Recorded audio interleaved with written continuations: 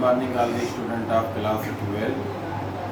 जैसा कि कल हमने आपको एक्सरसाइज 13.5 की प्रॉब्लम नंबर 1 और 2 बताया था। आज हम प्रॉब्लम नंबर 3 बताएंगे।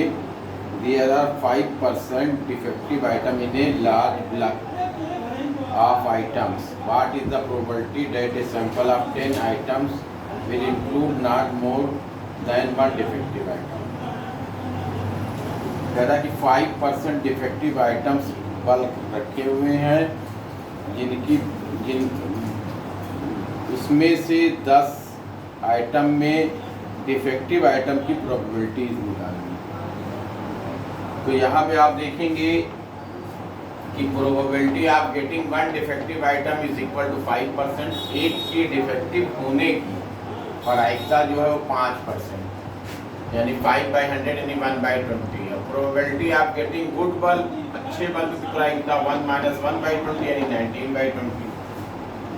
A sample of 10 items include not more than 1 defective form. Sample contain at most 1 defective item. Its probability P0 plus P1 एक हो तो या तो नहीं हो, 0 हो सकता है या तो 1 हो सकता है।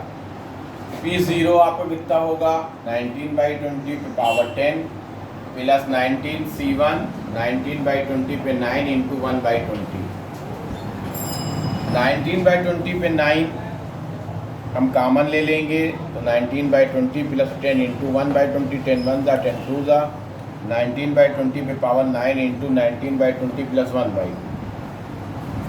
19/20 पे पावर 9 इंटू 19 प्लस 10/20। 20 एलसीएम लेने पे मिला 19/20 पे पावर 9 इंटू 29/20 यानी 29/20 इंटू 19/20 पे पावर 9। क्वेश्चन नंबर 4 पे आ जाएंगे। 5 कार्ड्स आर ड्रॉन। 5 कार्ड्स निकाले जाते हैं विद रिप्लेसमेंट और रिप्लेस कर दिए जाते हैं, रख दिए जाते हैं। From a well shuffled deck of 52 card, 52 ताश के पत्तों में। What is the probability that all the 5 cards are spade, पाँचों कार्ड स्पेड हों। ओनली 3 कार्ड्स आर स्पेड, केवल 3 कार्ड स्पेड हो। इसमें नन ऑफ स्पेड, इसमें से कोई स्पेड ना हो। Let 1 card drawn be spade, it's probability 13/52। क्यों? क्योंकि स्पेड 13 होते हैं, टोटल 52 है तो प्रोबेबिलिटी 1/4 होगा। Probability that card drawn it's not spade 1 - 1/4 यानी 3/4। 5 probability all cards drawn are spade 1/4 पे 5 यानी 1/1024। सेकंड पे क्या कह रहा है? सेकंड पे कह रहा है कि only 3 cards are spade.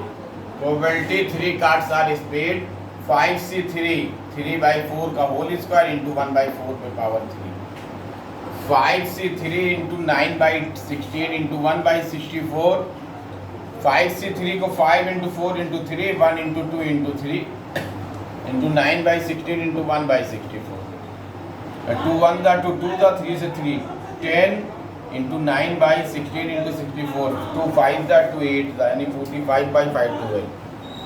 Third पे कह रहा है none of spade. Probability of none of spade 3/4 पे पावर 5 यानी 243/1024। फिफ्थ पे आपसे क्या कह रहा है? The probability that bulb produced by A factory will fuse after 150 days of use is 0.005. 0.05. Find the probability that out of 5 such bulb none echo fuse ना हो, नॉट मोर देन 1 एक फ्यूज से एक से ज़्यादा अधिक फ्यूज ना हो, मोर देन 1 एक से अधिक फ्यूज हो, एटलीस्ट 1 कम से कम एक हो, विल फ्यूज आफ्टर 150 days। देखिए यहाँ पे probability that bulb get fuse after 150 days of its use is equal to 0.05। Probability that bulb get not fuse after 150 days of its use 1 - 0.05 यानी 0.95। फर्स्ट पे probability that no bulb will fuse after 150 days of its use is equal to P none is equal to 0.95 पे power 5, क्योंकि 5 bulb में से निकालना है। यानी ये आपका 0.7738 यानी 0.76। सेकंड पे कह रहा है probability of not more than 1, एक से अधिक ना हो तो P0 प्लस P1 या तो 0 होगा या तो 1 होगा। 0.95 पे पावर 5 प्लस 5C1 इंटू 0.95 पे पावर 4 इंटू 0.05। 0.95 पे पावर 4 कॉमन ले लेंगे, 0.95 प्लस 5 इंटू 0.05। 0.95 पे पावर 4 इंटू 0.95 प्लस 0.25। 0.95 पे पावर 4 इंटू 1.2। ये आपका यही आंसर होगा। थर्ड में क्या कह रहा है कि प्रोबेबिलिटी मोर देन 1 बल्ब एक से अधिक हो तो P2 P3 P4 P5 ये होगा।